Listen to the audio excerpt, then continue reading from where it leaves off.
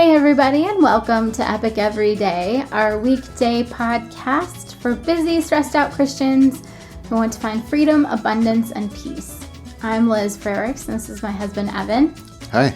And we're so glad you guys are here with us today on this wonderful Wednesday. Yeah, thanks for spending part of your day with us. It's nice to have you here, and if this episode is interesting or helpful to you, please share it with a friend. And even before you listen to it, you can go ahead and share it with a friend now if you want. It'd be great. Since it is Wednesday, our CSC of the day is being centered, which is living out of the essence of who God designed us to be. This week we're talking about prayer. So we thought we'd talk about seeking God with a whole heart. Yeah, and I think this is an interesting and tricky one. I think there's a couple aspects here of what may cause us to hold back part of our heart when we're in prayer. You know, we might not want to bother God with some of the littler things in our life, some of the things that we figure, I got to be able to handle that. Right. And so we don't pray about them. Or even just thinking God's busy. Yeah. So he doesn't have time to handle the little tiny stuff. Like you wouldn't go to the president and be like, I can't find my keys. Yeah, I guess we could think of God that way. I think for me, I'm more like, I got this. I mean, but I guess it's a slightly different motivation. Like, I don't want to bother him, or I'm going to keep this to myself, but it's kind of similar. Right. I was just thinking about how often it is that I'll be like, okay, I got this. I'm looking for whatever. And then I'm just like, okay, just kidding, Lord. I totally don't have this. So can you please help? Yeah. Usually after, I've looked for my keys for half an hour or whatever it is. Right. I mean, those are interesting little examples of maybe God in his wisdom is like, okay, you think you can handle this, but you really need me for everything. And I want to be there for everything, which is the amazing part. I mean, sometimes we hear like, oh, God wants to hear about everything and like he's meddling or nosy or something, but it's just because he cares. He wants it's to be like there. How you listen to your kids, like, oh yeah, I want to hear every detail of how you did, something. I'm trying to think. Last week our kids were at camp and I did want to hear every detail of the different sports that they did and art projects that they did, even though in general I'm not a sports or art person. So, if somebody else walked up to me and was like, hey, I want to talk to you about sports, I'd be like, all right, fine, Yeah. But with my kids, I'm like, hey, so what'd you do in sports, Yeah. I think the deeper aspect of this is if we are holding things back from God and, that this may be the stated reason, the things we just talked about. Oh, I can handle it myself. It's just me finding my keys or picking what clothes I'm going to wear tomorrow, or I don't need to bother God. He's got other things on his mind. But I think if we dig deep enough, we could find that there could be some shame-based things here that we're acting out, that we're acting in shame when we are not sharing our whole selves with God. Right. Like it can get into some pretty dangerous areas. Right. Or maybe, if it's a sin issue, you don't want to talk to him about it because you know what he's going to say. Mm-hmm. Yeah. So, and you could be doing some self-deception there of like, that's not that big of a sin or. Right. Yeah. And then, but as soon as you come in his presence, he's going to be like, yeah, that's a problem. Yeah.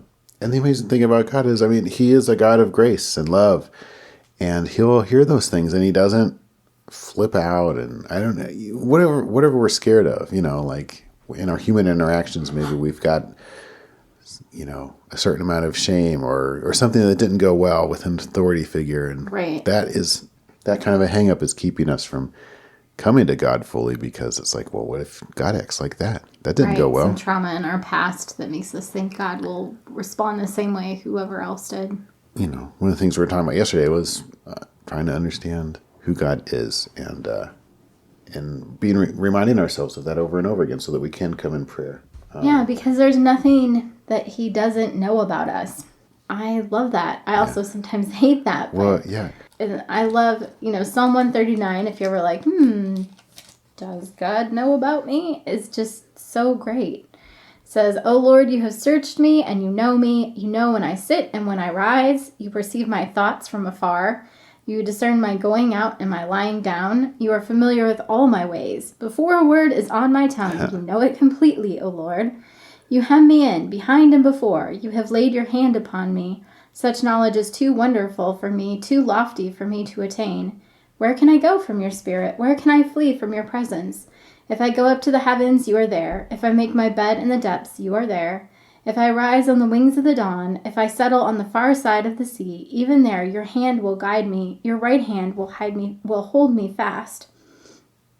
And then he goes on, for you created my inmost being, you knit me together in my mother's womb. I praise you because I am fearfully and wonderfully made.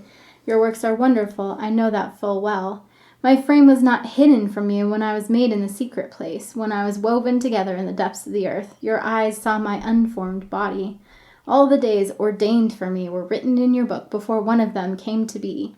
So there's nothing that happens in our lives that God's like, oh yeah, I didn't see that one coming. It's like he knew every part of it before we were even born. Yeah, and these things that we're kind of keeping to ourselves, it's not working. We're not actually keeping them to ourselves. Right. They're not staying a secret. I mean, one of the things I've struggled with, and I kind of learned this about myself in recovery work, was that I tend to minimize the sin in my life. Like, part of that type of work is, confessing your sin to a sponsor. Like if you're trying to stay sober from something, and I'd want to be like, well, I kind of slipped, and you want to, and that's a shame thing. It's like, but what's the point with God of saying kind of did anything? He knows my heart, and right. And so it's best to just lay it out there and be like, this is it, God. This is, and I don't know what to do about it. Please help me. And I'm confessing. So the best way to do this is to just try to be as honest with ourselves as possible. And we can even ask God, like that verse there was saying, God, search my heart and know it. Like you already know it. But I think part of that is, and reveal to me what about me, so that I can be as honest with you as possible. Like there are things about me that are confusing and that I don't often really understand. And if I avoid that stuff, I can't help but minimize and kind of gloss over and not mention things in my prayers because I'm not as aware of myself as I should be. Yeah, the psalmist actually finished with, search me, O God, and know my heart. Test me and know my anxious thoughts. See if there is any offensive way in me and lead me in the way everlasting. Mm-hmm. And we can do that. And we're not going to get rejected by God. That's the other half of this amazing thing. I mean, what are we worried about that happening? Like we said in the beginning here, of if I am completely honest, or if I am completely transparent, or if I don't ever minimize, or if I don't leave anything out, God's going to accept me still. And that's an amazing truth. Right. I mean, that's the essence of Christianity, is that Jesus was rejected in our place so that we can be accepted. So that we don't have to be ashamed because we have Jesus's good works and he's taken away all of our sins. It's this amazing trade that makes no sense on the surface. Well, and even beyond that, I think, and maybe we understand, well, God won't forsake me and he has to forgive me of sins because he's love. But he doesn't even like cringe or grimace when we give him our whole self either. Right. These little forms of rejection that maybe we're used to seeing from other people. It's a wholehearted, arms wide open type of situation.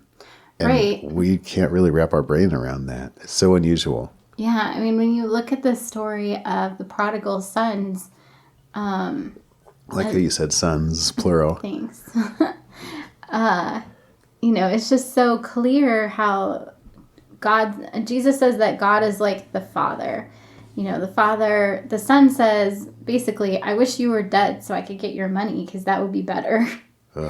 Which is, pretty brutal. As a parent, that would be a huge slap in the face. Yeah. Like, I'd rather have your stuff than you. I think that was a pretty wholehearted request there. I mean, he didn't hold anything back. Man. But, then he goes off and squanders all the money and comes back. And the father isn't like, okay, well, maybe I'll let you back or anything. He's waiting for him and he sees him walking down the road. Yeah. You know, it's not even when he gets to the house that the father's like, hey, a long way off. He sees him, goes running out to him, you know, puts a robe on him, a ring on his finger. He's taking him back into the family. That's what God does. It's a wholehearted acceptance. It's not, he doesn't hold things against us. Yeah. Well, and even for the other brother, were you going to mention that? No, go ahead.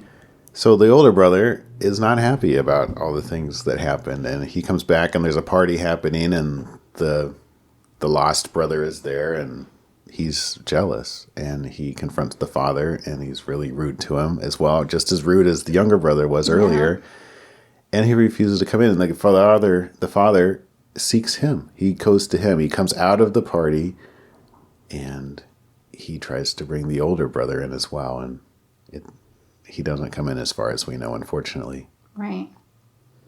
Yeah, it's amazing, God's love for us. And he cares about every little thing.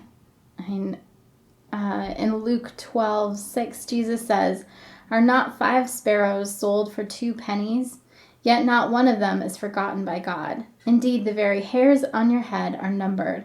Don't be afraid, you are worth more than many sparrows."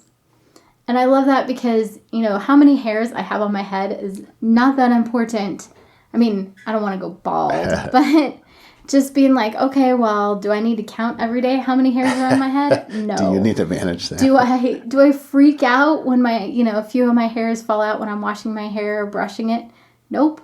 Yeah. Really not that big of a deal. But God knows that information about me. So even the things that I consider too small for me to care about, God cares about. Yeah, that's an amazing truth. So he cares about the stuff that is small, like losing our keys and all these other things that we're afraid to bring to God, or that we don't bring to God because we don't think they're big enough. They matter to him too. Yeah. And in love, he knows and understands the dark corners of our heart as well. And he's not going to reject us because of anything he finds out there, because he already knows about it. And so it's up to us to understand that stuff ourselves and to bring it to God in faith. And that will enrich our relationship so much too. Definitely. As always, pick whether today is going to be awesome or not, whether you're going to strengthen those neural pathways to look for the good things in your life or to look for the not so good things in your life. We love you guys, and we are praying for you. Thanks to everybody that's been listening to the show and sharing the show. We really appreciate it. If you have found this episode helpful, please do share it. And come back tomorrow. We're going to continue our discussion on prayer and talk about how to pray. Like kind of the practicalities of it. Sounds good. Can't wait. All right, you guys. Have a wonderful Wednesday. See you later.